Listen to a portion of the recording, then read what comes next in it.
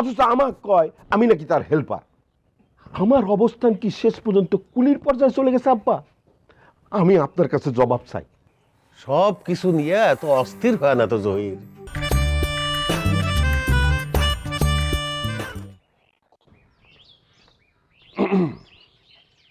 আব্বা,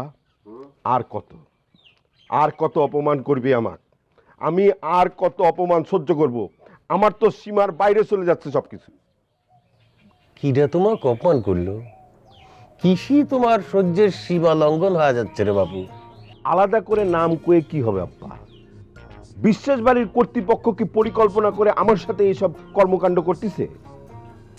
আরে বাবা রে, আগেই সকলের পেঁচা কথা কয়েও না। ঘটনাটা কি হয়েছে সেটা খুলে কও, তারপরে দেখতিস। কিরা তোমাকে অপমান করেছে? আপনার বড় ছেলে সাহেব। সাহেব? সে তো চাটমোহর গেল, সে তোমাকে কখন অপমান করলো? ঘটনা চাটমোহরের বিষয়ে সূত্রপাত আব্বা। আচ্ছা আব্বা, আপনি বলেন, জামাই হিসেবে আমার কি কোনো মূল্য নেই? মহা মুশকিল তো, খালি প্রশ্নের পরে প্রশ্ন করে চলতে চাও। সিলেবাসটা মানে ঘটনাটা কি সেটা না জানতে পারে তো আমার পক্ষে উত্তর দেওয়াটা মুশকিল।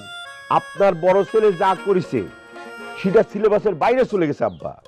রাস্তার মধ্যে দেখা, কথা নেই বার্তা নেই, ধমক দিয়ে বলে জহির চলো আমার সাথে। তাতে তোমার অপমান হয়ে গেল?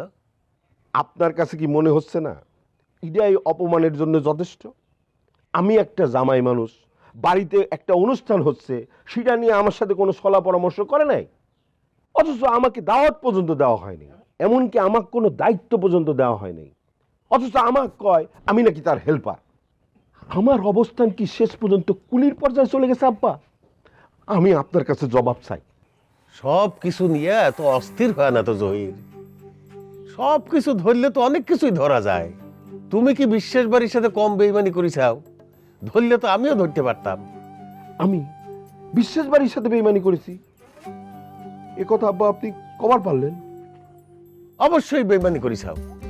তুমি আমার নাতি শাহজাদেক নির্বাসনে পাঠাইছো। কথাটা যখন উঠলই আমি তোমাকে নির্দেশ দিচ্ছি, অনুষ্ঠানের আগে আমার নাতি শাহজাদাক ফিরে আনার ব্যবস্থা করো।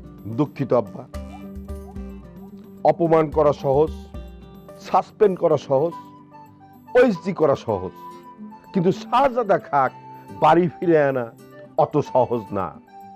আমার সওয়াল স্বেচ্ছায়, নিজ ইচ্ছায় এরকম নোংরা পরিবেশে থাকতে চাই না। আমি জানতাম আমার অপমানের কোনো বিচার হবি না, তারপরে আপনাকে জানানো দরকার, আমি জানাই গেলাম।